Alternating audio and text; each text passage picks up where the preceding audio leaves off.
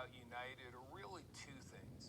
First of all, we have the largest number of trainers we have at any event, so you get to see such a wide array of our talent displayed over one weekend.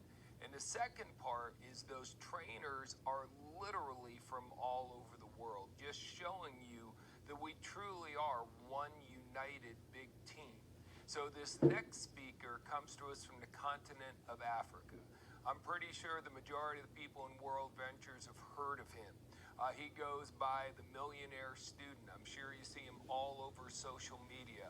He has been a trendsetter and a pace setter for us for quite some time. He's such a young man, but he is so successful at such an early age, it's almost unbelievable. He started studying personal development when he was about 12 years old or something very, very young, unusually young. He just had an upbringing that really groomed him, prepared him for some level of success. But I remember seeing him when he was 16 years old and seeing him when he was 18 years old. And I remember him struggling when he was a director and trying hard to fight his way up to the marketing director position. But then, because all that personal development kicked in, all his information about this industry, truly becoming a student, and that's what he is. He's the millionaire student. Even though he's incredibly successful, he's always so eager to learn more and to learn more. And when this industry really clicked for him, it clicked in a powerful way. He has overcome all kinds of adversity. Every IMD has had to overcome adversity, but the adversity he's had to overcome is really some of the most challenging stuff any of our people in the world have ever had to deal with, but he just didn't care. He would improvise, adapt, and overcome. He never made excuses. He always figured a way for him and his team to win. It is my privilege to introduce to you quadruple international marketing director, Mr. Sashin Goverder.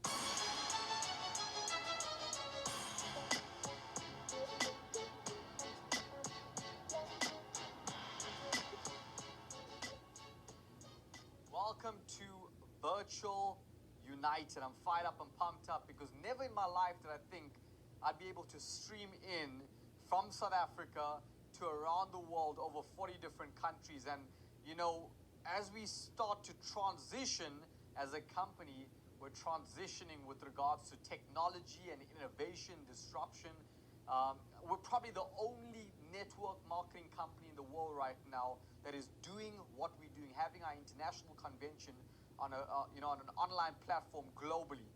So if we have not met, my name is Sashin Goverder. I've been a part of this concept for 9 years. I started off with World Ventures when I was just 18 years old. I've got no qualifications. I've got no business experience. I've got no sales experience. So if you don't have any of the above, well, guess what? You can do this thing too. It took me 6 months to grow a team to 60 people and achieve the rank of senior rep. It took me about 12 months to put in 180 people and go director. And it took me 17 months to go marketing director with a team of 400 people in total. And then I went through a bit of a plateau for about 2 years where I got stuck in marketing director. So I'm not sure where about in your career you are with World Ventures, and most importantly, if you can relate to me. But when I went through that plateau, I'd put in 5 people and 5 people would fall off because mentally my leadership level was not ready for the next level. And then after the second year, I became a regional marketing director, which had 900 people in my team, from RMD to NMD, from 900 to 1,800 in literally 3 months. And then from 1,800 to 3,000 international marketing director in 30 days in 1 month. And then 2 years later, I decided, hold on, I'm going to do this thing again and again and again. And in one single year, I hit the top rank of the company 3 times, making me the youngest quadruple IMD in the entire company. I'm not done yet. I'm about to go out there and do it for the 5th time. I'm fired up and pumped up. So anyone could do this thing, no matter where you're from. I was born and raised in South Africa, where the average income is $200 a month. And that's the cost of, almost the gold membership. So if I could do it in a third world country with a first world psychology and a third world work ethic, you can do it too. And right now as we speak, I want to share a few things with you that has really and truly helped me take my business to the next level. And one of them being the fact of me, learning the art of closing, learning the art of persuasion, and learning how to go out there and negotiate. Because we got multiple memberships. We got silver, gold, platinum, and titanium. But we're not just selling to a brand new member every single day. We're also selling to a brand new member who has, firstly, we're not selling to a guest every day. We're selling to a guest and a member. So when someone joins the company, we still need to sell to them to come to our training events. We need to sell to them to go out there and build a business, because people make two decisions. They make the decision to join World Ventures, and then they make the decision to build World Ventures. And today, I want to help you make the decision to build this company. So when you're closing, the minute the presentation is done, there is no time for communication. There's no time to take pictures. There's no time to relax. There's no time to get out your phone. There's only one thing to do. It's time to get an app. Meaning, take the application form and close the deal. When you see a green confirmation on the top, you know you've done your job. When you see a red small error, you know the job is not complete.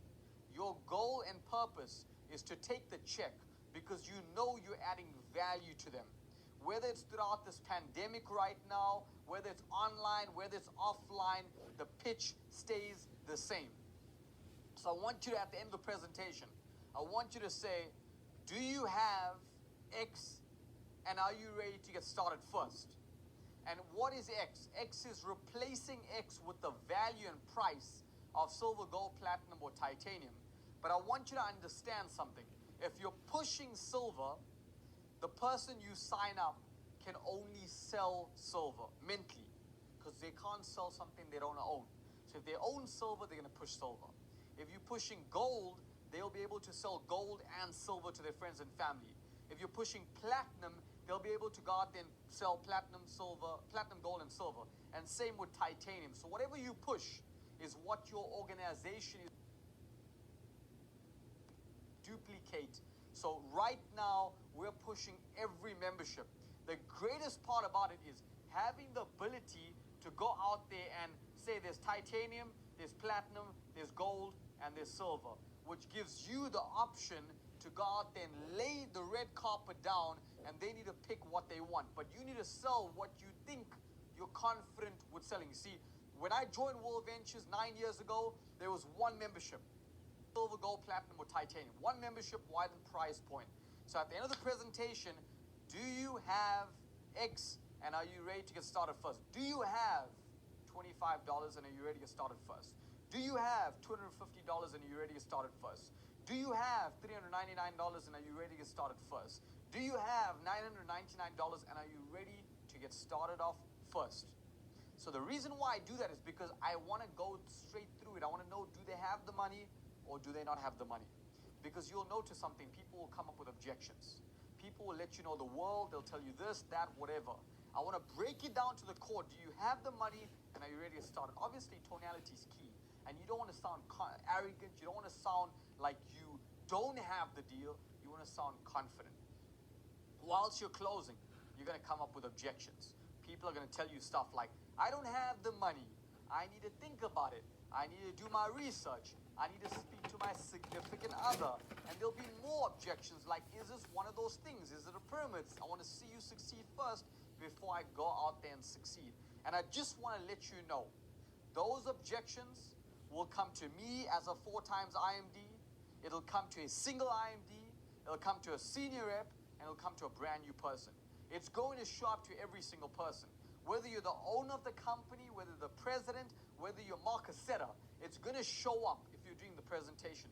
The objections do not change. It is you need to understand the formula on how to counterattack the objection. So write this down if you're taking our notes. F, F, and F. Feel, felt, and found.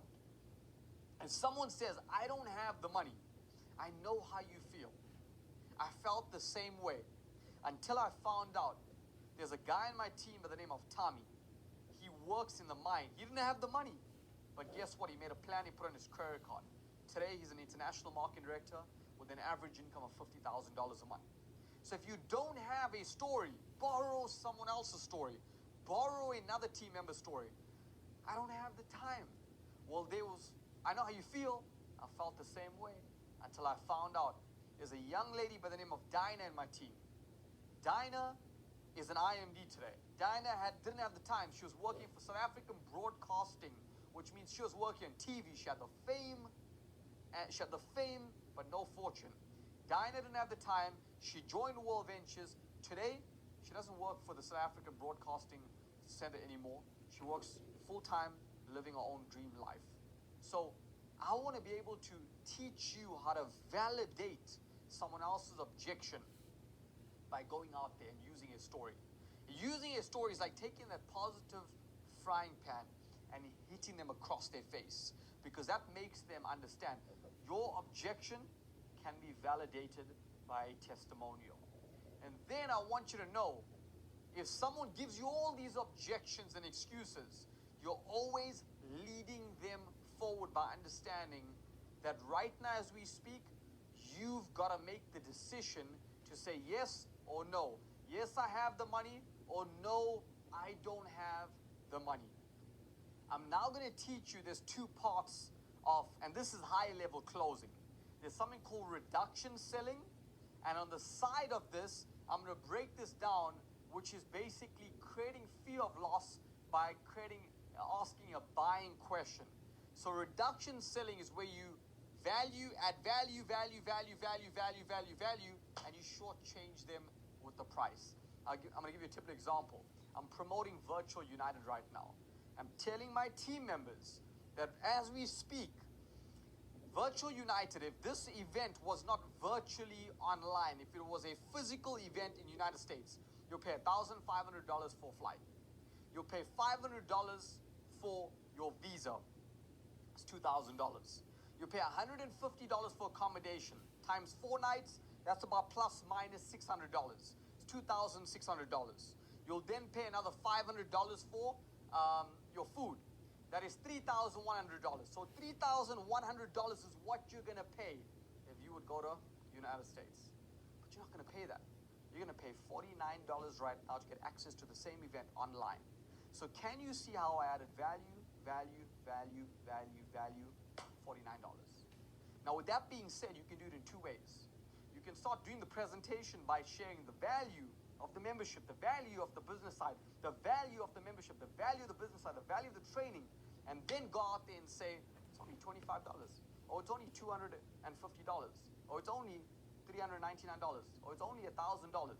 By showing the value, imagine you're showing a $5,000 membership value for shortchanging at $25, $399, or even $250, or even $1,000. And then you got something on this side, which is asking a buying question. Asking a buying question, the definition of a buying question is asking a question you already know the answer to. So it's kind of like asking your significant other, babe, do you want to watch Japanese? Do you want to eat Japanese, or do you want to eat Chinese? You know you want to eat Chinese and Japanese tonight, but you're asking them by giving them the option of the two that you want. Or do you want to read this book or this book, but you know which book you want, the two that you chose. So this is what I want you to do. You're asking people, what did you love most? The travel, the business, or both? You're not asking them, what did you love most? The travel, the business, both, or nothing. You're giving them the option of 3, and they can only pick from 3. It's like multiple choice, and all 3 answers are right. Whatever they pick is you win it all the time. So asking a buying question, you can never fail. So if I was you, I'd be asking my leaders, when they signed up to World Ventures, do you want to make a little bit of money, a lot of money, or do you want to make a fortune? Because that's going to tell you which one they want. A little bit of money, a lot of money, or a fortune. Short-term thinking, medium-term thinking, long-term thinking. And with that being said, when you get them to make that decision, then you take that decision and you book them in for the event. Exact same thing when you're closing someone to World Ventures. So remember this, all the objections you get, feel, felt, found. When you're doing the presentation, throughout the whole presentation, value. At the end, you show the cost is this cheap. Also, I don't want you to start aiming for silver. because when you aim for silver, you're going to land for silver. I want you to push gold. I want you to push platinum. Even if they don't take it, you're going to win because you're going to land at silver. But don't push silver like silver's the only thing left. Show all the memberships. That's what our organization is doing right now. In the last 14 days, we've had over 50 senior reps and above pop in our team. We're probably right now, I spoke to Eddie Head, the president of World Ventures. Our team, our organization is the fastest growing organization globally right now. He said, we are so fast that we're in our third lap. And I'll tell you why. We got good at one thing. Showing enough people, closing enough people, and that's it. So I want you to start tracking a few things outside this event. Number one, I want you to go out there and track how many people you show the presentation to for you and for your team every day. I want you to track down how many closings you're doing for you and your team, whether it's a testimonial or a close after the presentation. I want you to track down how many relationships you're building. This is not the time for hesitation. With the global economy, the recession that's happening right now, with everything that's happening with this pandemic and the coronavirus, this is the time for you to rise. This is not the time for you to play hide and go seek. Some of the biggest countries in the world, the presidents are running leadership as if they're running a network marketing company. What if they don't make that announcement? What if they don't extend that lockdown? What if they play hide and go seek? Well, guess what's going to happen? People are going to doubt them. People are not going to doubt them if they're going to show up because of leadership. We're looking for leadership right now. We're looking for next level leaders. We're looking for people who take this thing to the next level. I'm telling you right now, it's time for you to make a declaration. It's time for you to make that decision after this talk to take this thing to the next level. I can stream in from one country to the next, or from one country to 40 plus countries live. Why can't you make the decision to build this thing and take it to the next level? From me to you, I just want you to remember something. Remain in student mode, because eventually you're going to become that millionaire. Don't chase millionaire, because you're never going to land at student. You're going to learn how to earn, just like how you have to read more so you can lead more. I look forward to meeting you very soon, helping you. And here's the deal. If I was you, I'd be borrowing every success story that's popping out in our organization, in our team, in our company right now. And how much can this success story make you? How much of money can this success story make you? Brag about someone else's success story until you have success stories in your organization, because that's what we're doing. We popped out a director in 22 days. We popped another director a few hours ago. We popped another, every day we're popping about 4 senior reps and above in our organization. So we're bragging about success stories for about 4 to 5 hours, 6 hours max before the next one pops up and the next one. So as much as you're closing, you need to be able to share the presentation, knowing I am talking about other people's success stories. 30% of your presentation should be bragging about other people's success stories, and then 60% right now should be about the business side, and 10% should be about the product side. Why? Because throughout this pandemic, people want to know, how do they build a home-based business? How do they work smarter? How do they build a dynasty? How do they become recession-proof, corona-proof, and have a plan B? Once again, thank you for your time. Stay blessed. In addition to